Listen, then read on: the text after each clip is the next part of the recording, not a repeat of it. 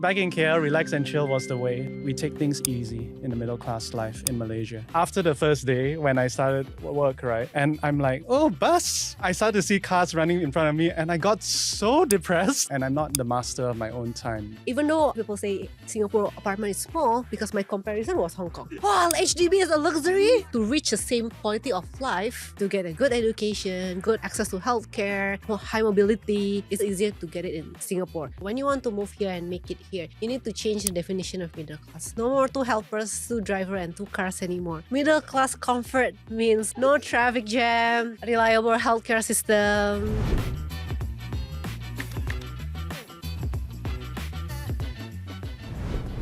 Welcome back to Chills with TFC. I'm your host, Reggie, aka your Chief Financial Coconut, and it's been a while since we have so many people in studio.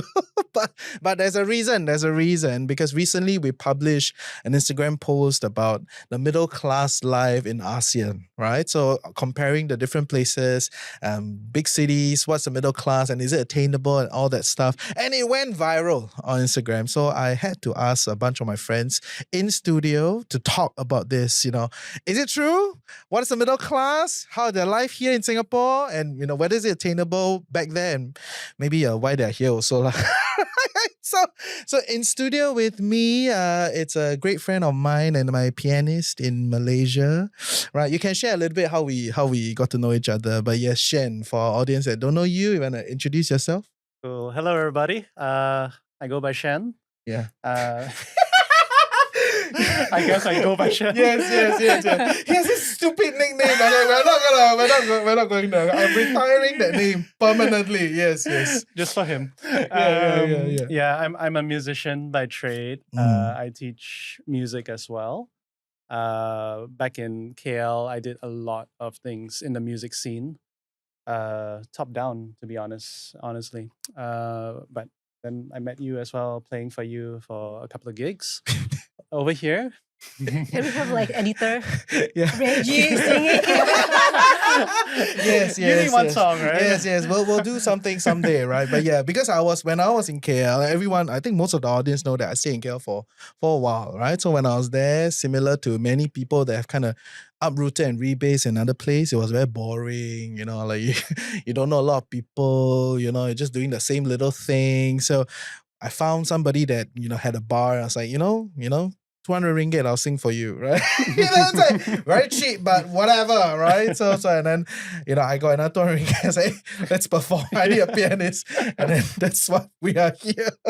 Fast forward 6 years and here we are together. Yeah. So what are you doing in Singapore? I came down and at the moment I am the music programs coordinator. And you can kind of say like artist in residence for an international school here. Artist in residence. Yeah, sounds a lot more atas.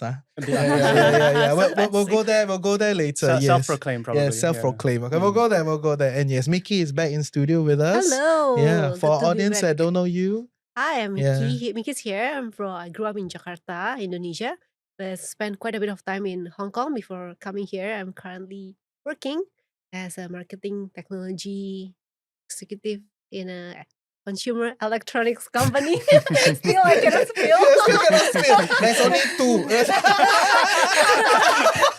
It's either this or that, right? Yeah. And then of course there are other Chinese ones, but you see for yourself, yeah? Yeah. Okay. So been here for 2.5 years. So been enjoying life here. Yeah, I see you're doing more and more content. How has it been? Because now I smart enough to learn from you. I'm hired an editor. Great!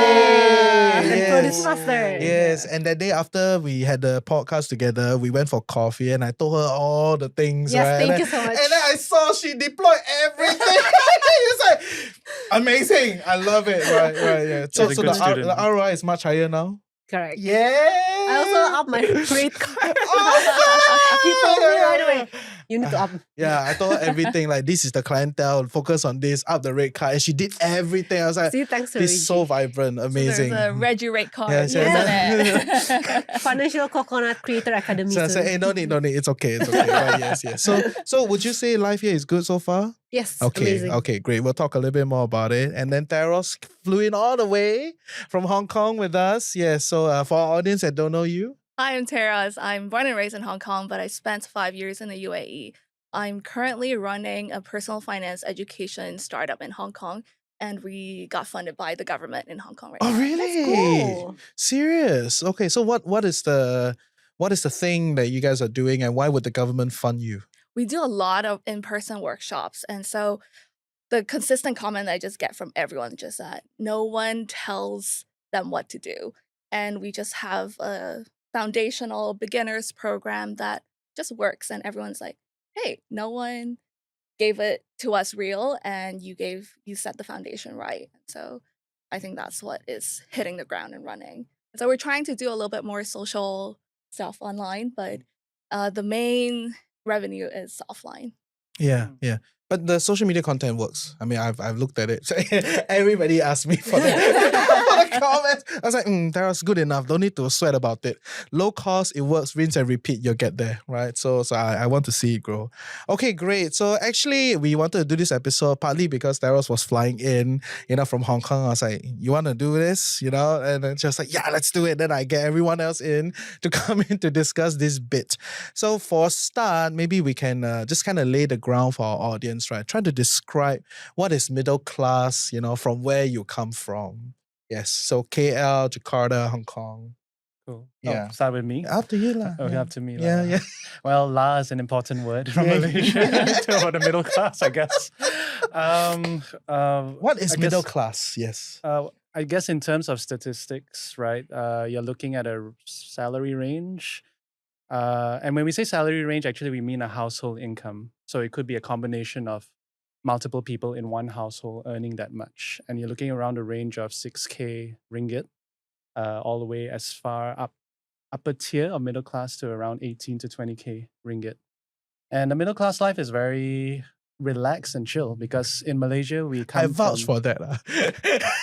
It's a great middle class life. yes, I would say it's a great middle class yeah. life. It's So you're saying well, it's not so good here lah. I wasn't implying that. Too early to fire the bullet. I think a hole for him to jump. Yes, okay. You're Please really continue. my Please grave. continue. Yeah. Back in KL, relax and chill was the way.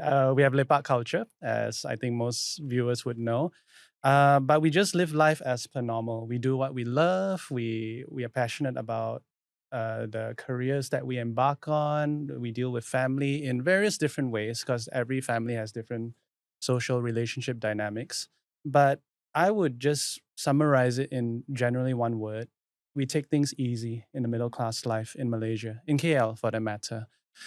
Different permutations for different industries and different careers, but the overarching criteria is we just try to take it easy while we try to meet those statistical goals of whatever the income range is. Okay, fair. So let me try to describe to you what Gemini said about the middle class life in KL. Okay, then you see whether is it accurate. Yeah. So the salary is accurate. The type of house that people typically in the middle class stay will be like a landed house, maybe a slightly more atas condo.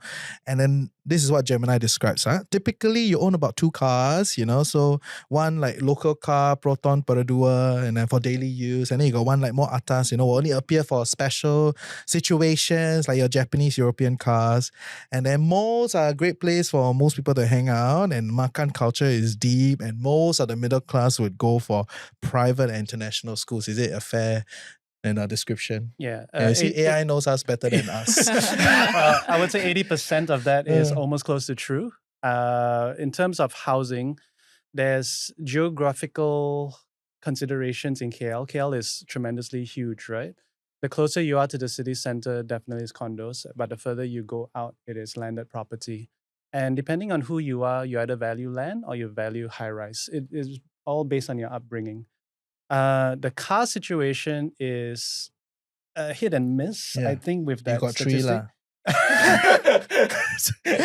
You saw my third one that time. Yeah, I remember. It's like, Yeah. Depending on the races and the demographics of the different cultures of people, some may have 3 to 4, honestly. But the average mean and median is just 2 cars per household. One also would suffice, honestly. Okay. I love how it's so casually 2 cars per household. Here it's like you got a car. Yeah, Great. it's different altogether. Yeah, it's great. Yes. Okay, before we get into that bit, right? Yeah, maybe for the rest, come lay the middle class. What is the middle class life in Jakarta?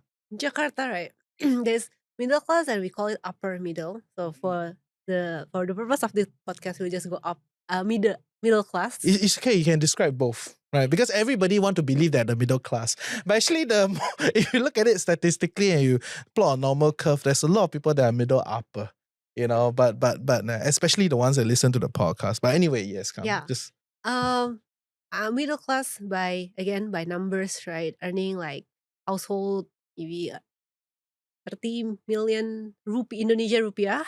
Right? Indonesia rupiah, so many millions. so how much is 30 million rupiah? 3,000. 3,000.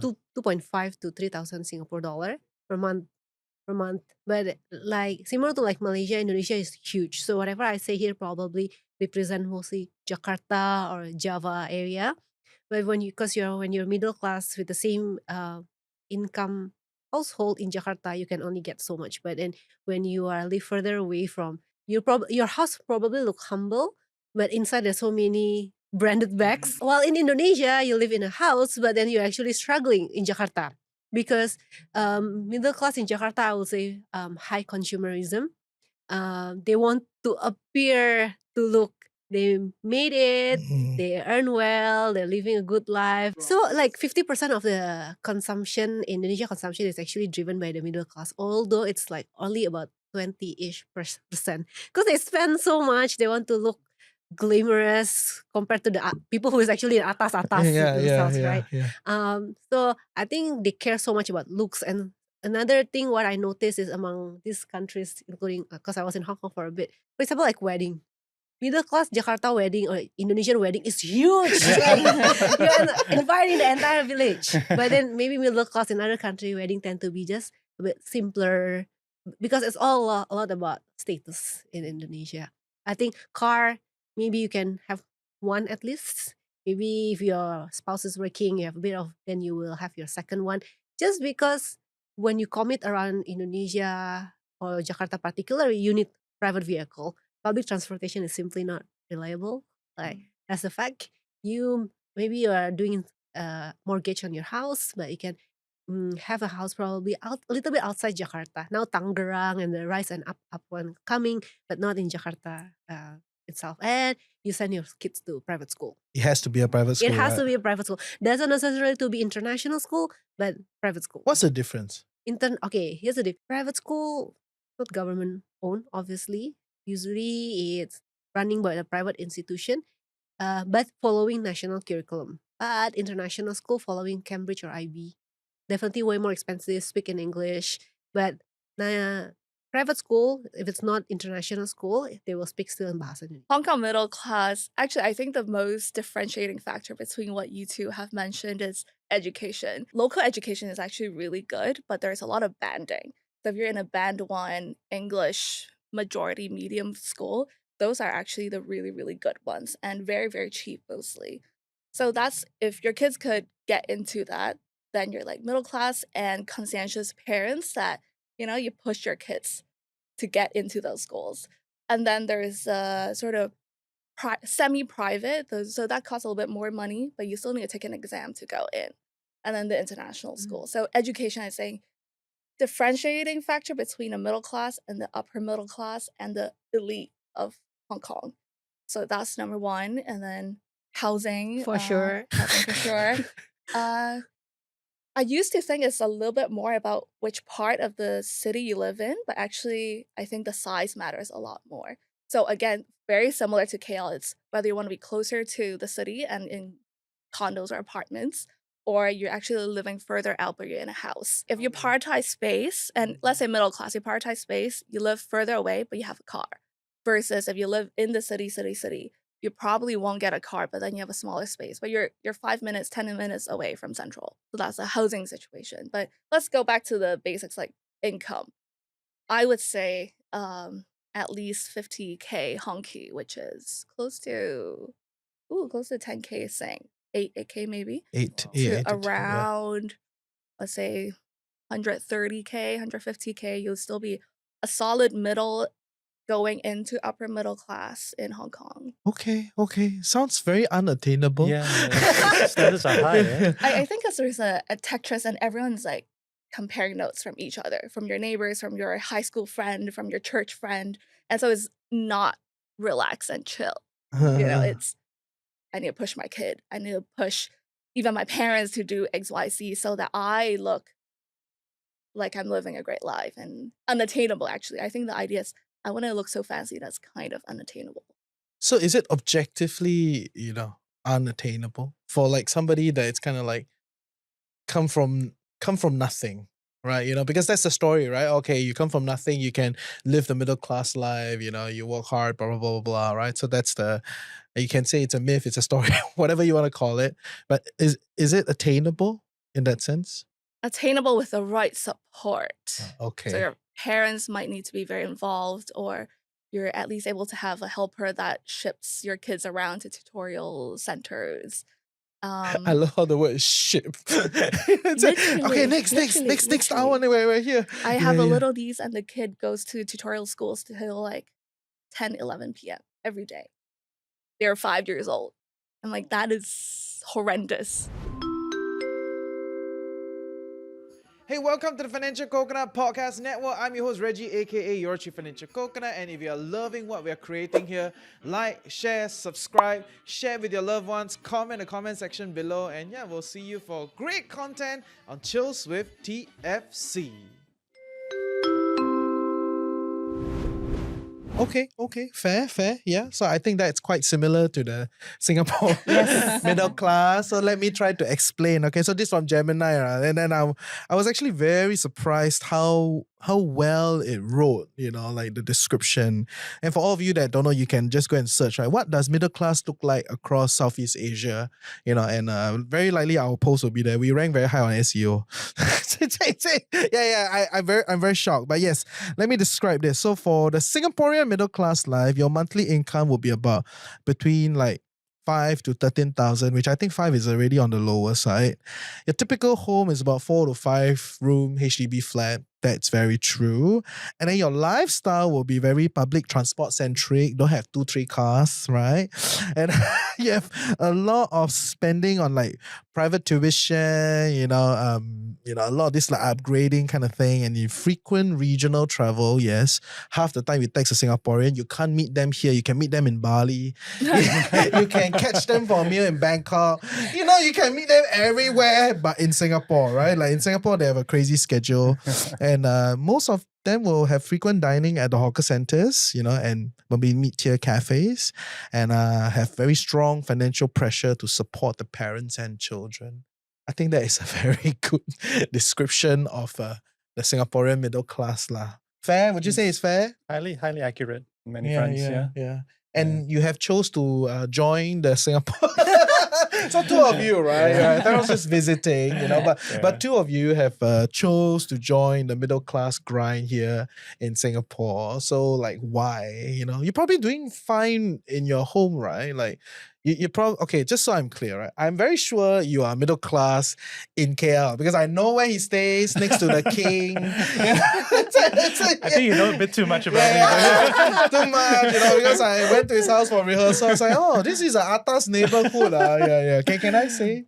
Since your mom moved already, right? Yes. Yeah. So they're no longer in the neighborhood, but they stay in Hartamas, right? So that is Mong Kiara. We are bordering the rich side. It means gold wealth. Yeah. Oh yeah, correct. Exactly. And then so they were there first, apparently that's a story. So they were there first, and the king suddenly one day decided, I'm gonna build a palace here. And yes, the king's palace is there. So the Agong stays in Hatamas. Yeah. Okay.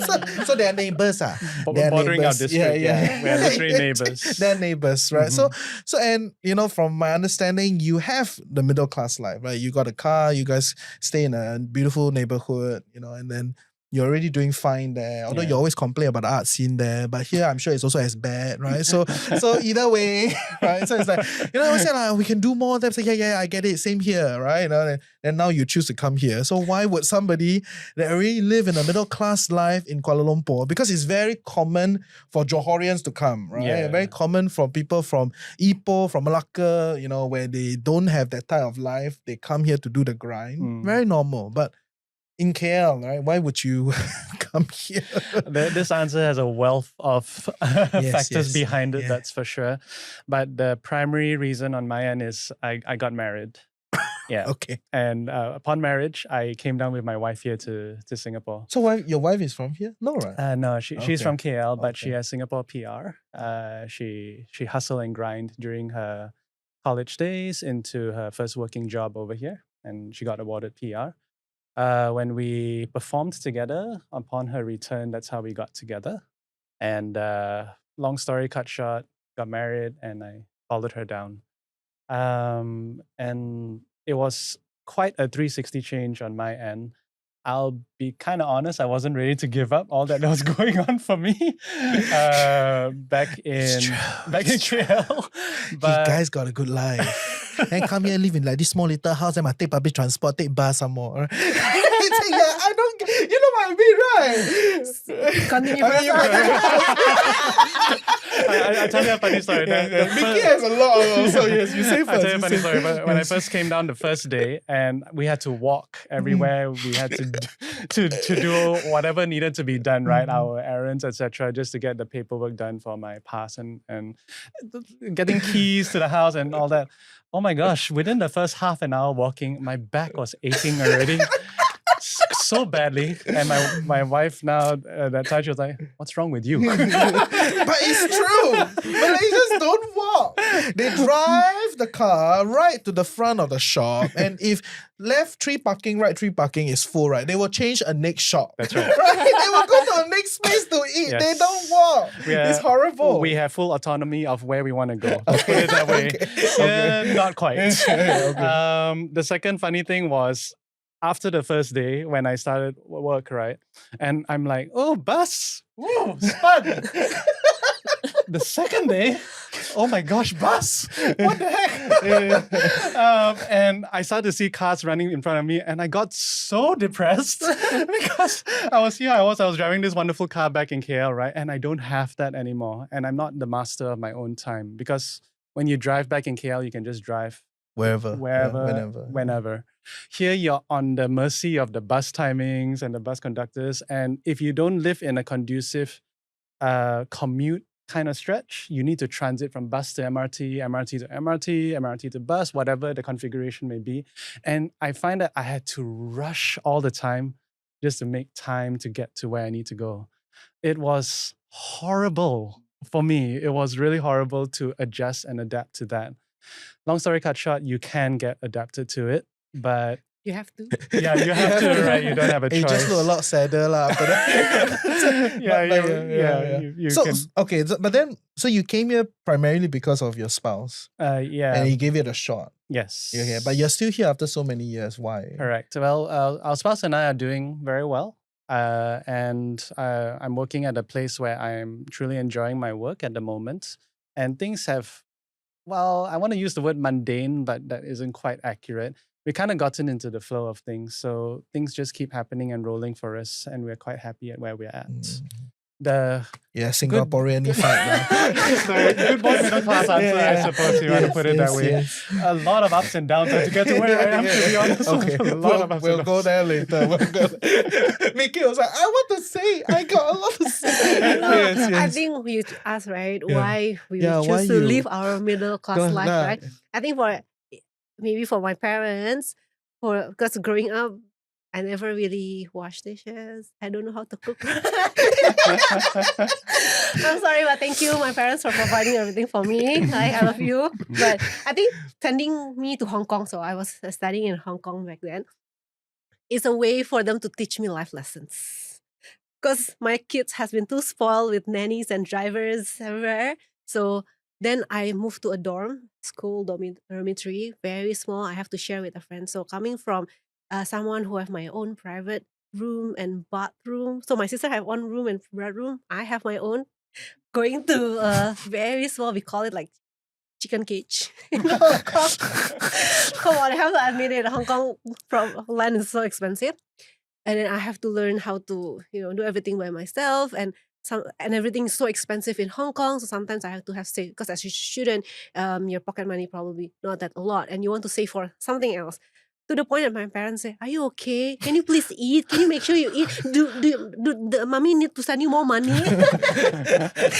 Your parents chose the toughest game in town. Yeah, From Jakarta to Hong Kong. You could have Of gone all to choices. Shanghai, you've gone to like Singapore. There's so many other places that are like, My sister was in easier. KL Oh, because your sister was my KL. sister saw my tough life in Hong Kong. It's like, Not for Mommy, me. I'm not doing this. Yeah, so she was studying in KL, she can grab everywhere, right? Like you say. And in Hong Kong, then when I moved to my first apartment, also in a very old building where the elevator, like whenever it stopped to reach a floor, Oh, wow. At least there's an elevator. at least I can afford a room in Hong Kong, thank God, it was my first job. When my parents came to visit, oh my God, let me help you. Because like it's a very old building, dusty everywhere. They're very concerned, but well, you sent me here. But then I got used to it. So when I moved to Singapore, even though I know a lot of people say Singapore apartment is small, because my comparison was Hong Kong. Wow, HDB is a luxury. Amazing. You know what is my benchmark? I can open my luggage in my room. Oh, wow. In Okay. Hong Kong, when you open, you can't pass by. If you close, then only can you move around, and that's it. Like your room is probably like this size. Oh my right? God. So- On that note, it was a culture shock for me to also Yeah. realize how small Yeah. houses Houses are in Hong- here. Yeah, it's Yeah. true. It was another depressing point for me. It's true. It's In true. the No, initial bit. when I shifted to KL, there were many months. I had a 3-bedroom apartment. It's huge, okay, because it's nice, okay, and I can afford, Thank you. okay. So be it, right? All my Malaysian friends came. Oh my God, it's so expensive. Say, yeah, it's okay. I'm not here to live like a local, right? I left where I come from so that I can live a great life, okay. So I had such a big place, but I treated it like a Singapore home. So I stacked everything. But yeah, Exactly. So there was one day suddenly I was lying on my bed, then I bounced out. I was like, I have a lot of space, why do I stack? Why am I stacking? Then I started having reading corner that I barely sat on. Then I started having like, okay, maybe I put my instrument here. This will be my, inspiration corner. All that is like, which is all set up. It used to be packed into suitcases, I right? And it's just know. there sitting around. And I look at it, I'll use it one day. I know I will, but I never. That's the amount of space you have. But anyway, yes. Yeah, when I compare to KL, right? I think Jakarta, again, I'm from Jakarta. The comparison, Jakarta quality of life and Singapore quality of life is quite a bit different. So although we drive, of course, it's very convenient, have driver around, and you don't have to like care so much about the weather because you're always sheltered. But then there's a lot of traffic jam anyway. So as much as bus and MRT is not very convenient and makes me walk a lot, but I think my mobility in Singapore is still higher than in Jakarta. That's true. Yes, I would it's- say. Despite having driver. Despite having driver, having helper to clean my clothes. So, when I come home, I don't need to think about, I haven't do my laundry, but I still can achieve, I would say, a more in one day in Singapore because of the close proximity. And so that's to answer like why, even though I came from a middle class in Indonesia, kind of I have to give that up and live here. And plus, the one who is living middle life is my parents, not me. If I have to start also build, so trajectory wise, right, it's faster to be middle class. Okay, based on my background, it's faster to be middle class in Singapore or might be in Hong Kong back then compared to if I stay in Jakarta. Oh, Okay. interesting. Can you elaborate a little bit more on that? Because my parents, although like with all the lavish life, my parents don't have any businesses for me to continue. So anyway, I have to work, right, as a professional, or maybe if I choose to start my own business. So say like I work as a professional, maybe I can get a bit of a head start because I graduated, have a good education. That helps. But then to reach the same quality of life that I reach being a middle class in Singapore, maybe high mobility, good healthcare, which means that maybe I need to go to private hospital in Jakarta. It took longer. as a working professional. We talk about the middle class is the quality of life, not about income wise, right? To get a good education, good health, access to healthcare, high mobility. For me to reach that in Jakarta compared to Singapore, it's still easier to get it in Singapore. Because then when you want to do that in Jakarta, you need to be maybe a bit upper middle level. And as if given that I'm a working professional, it's harder. Maybe if I have a business and it's doing very well, then probably it's a different story.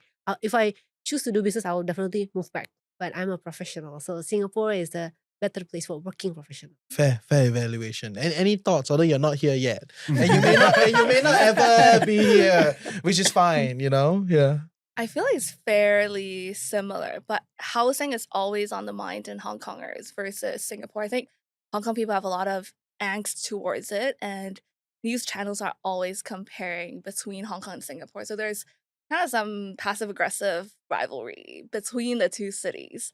But the availability of HDBs versus almost none of that in Hong Kong, and the threshold for you to be eligible for public housing is actually very low. So if you kind of earn a job, have some sort of professional work, you will not be eligible at all. And so that means you're kind of sandwiched in between, well, we call it the sandwich generation as well back in the days. The lower end is you're eligible for public housing, and the upper end is you can comfortably afford for private housing. But in the middle, you're kind of not there yet, but you're also not poor enough. So you're not poor enough and not rich enough. Okay, fair. So let's try to dig a little bit deeper into all these like weird nooks and crannies of the middle class. Okay, so we're trying to get cancelled here today.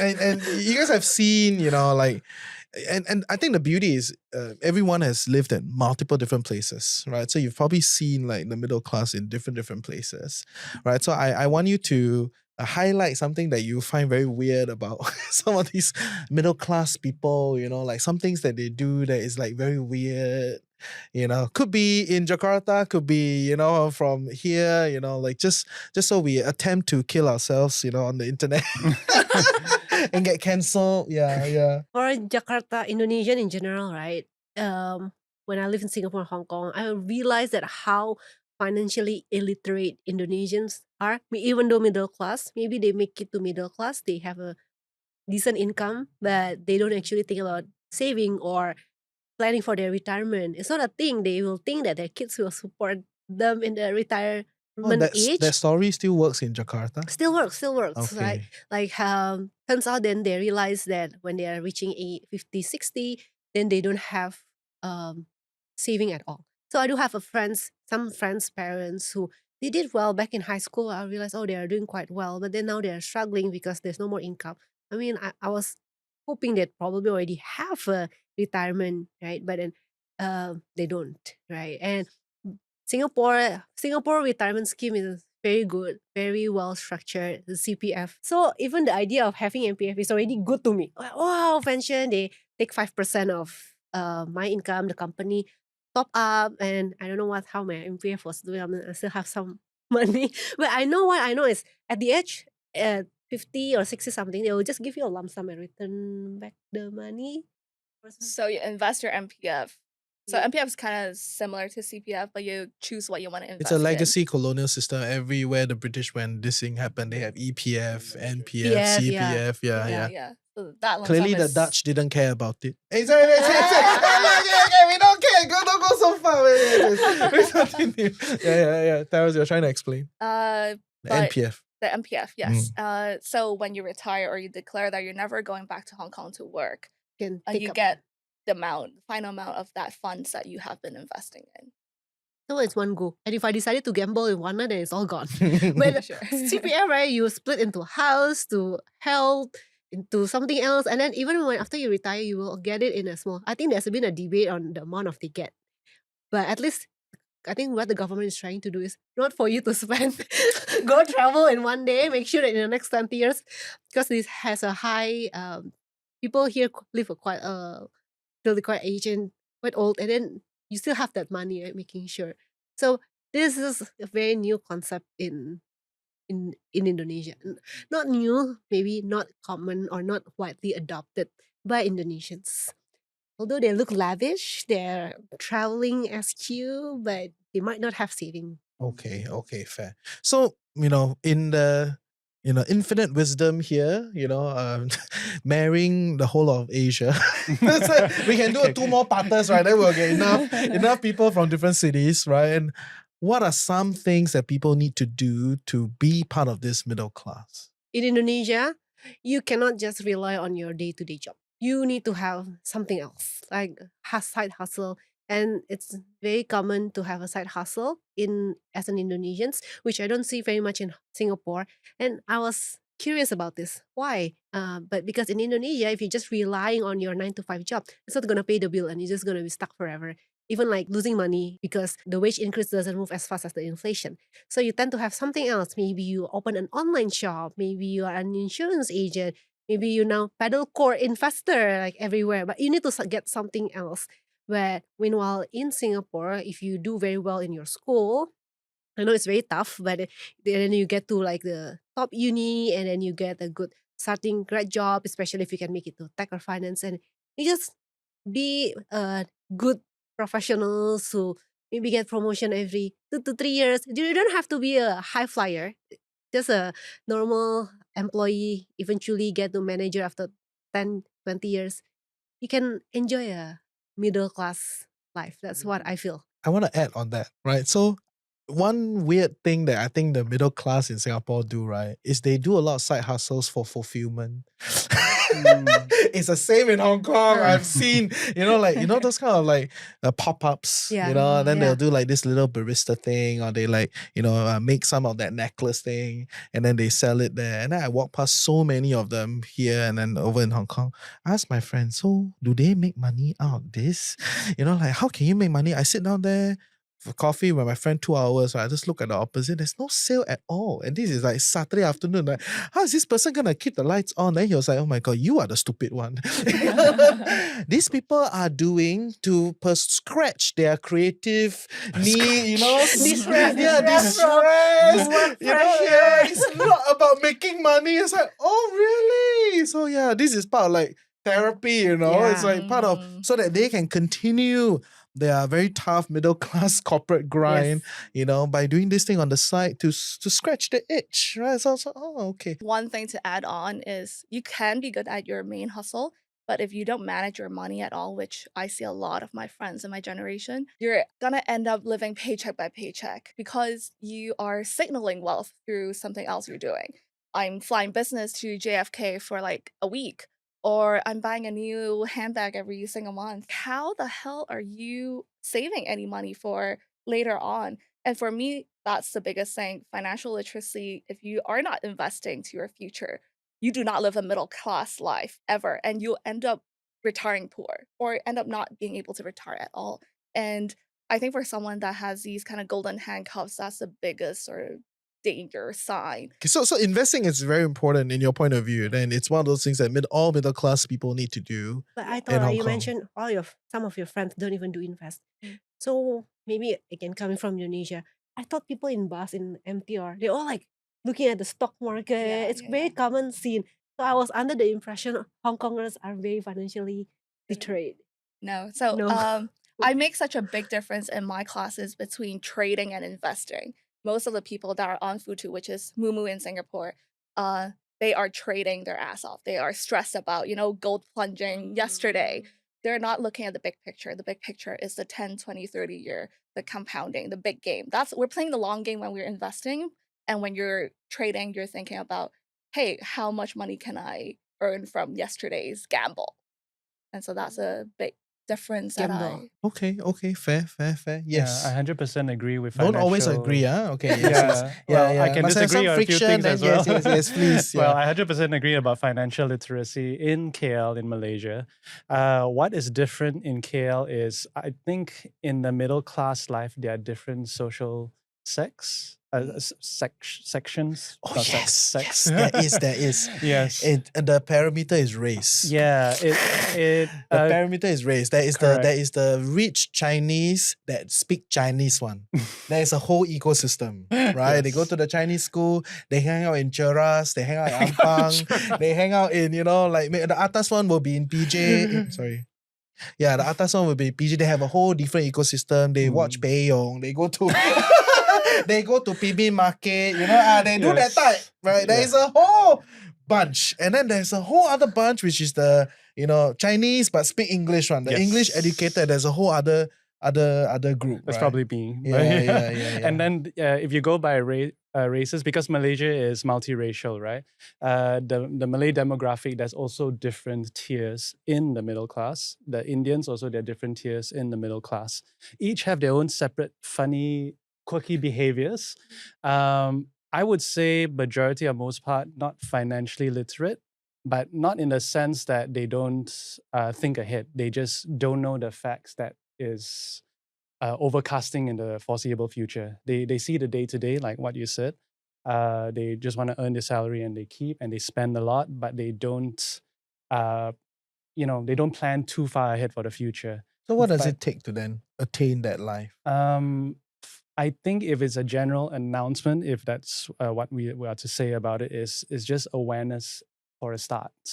And once again, different social classes have different awareness of it, but it would be good if it can be streamlined. And one streamlining factor that Malaysians should realize is inflation is high. And that itself will influence how they earn and how they spend immediately. And the shocker for me, which also led me to sell my MERS in recent years, I don't have it anymore. I'm in Singapore now. I'm fully going through the life MERS, here. the bus is also a MERS. Yeah, the bus is a MERS. The bus is a MERS, right? Okay. Sometimes I let the bus pass because it's not a MERS, only to board the next one that's a MERS. I never think about it. I will do this from now on. Horrible. Yeah.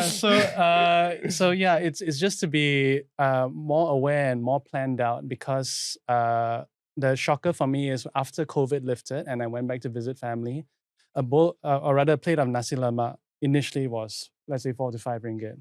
It shot up by 100% in less than 2 years, and it's like, did COVID do this, or what's going on? What's going on with the social geopolitical climate, and why things are just skyrocketing suddenly? And I think I'm not probably the best voice for this, but I think most Malaysians need to be aware of how things are escalating very fast in today's world, in this generation. Okay, fair. So, but you haven't answered the part of like how do you then become part of this middle class? From your point of view, what is a must do? Literally that, to be Okay. aware and to get educated on knowing financial trends. Okay, fair. Great. So I think we had a good discussion, across board, and hopefully we get cancelled. But please put your comments, your thoughts, and some weird little things that the middle class do, back at home and all that good stuff. I think it is a good discussion to have, to try to understand like what it takes, how are things changing and what's happening and all that good jazz, right? So maybe in closing, right? So if maybe just for you and Mickey, right? So if let's say somebody from Jakarta wants to come here, or somebody from KL wants to come here and grind it out in the Singapore middle class life, what do you tell them? Yeah, I recently discussed the definition of comfort or middle class, we can say it.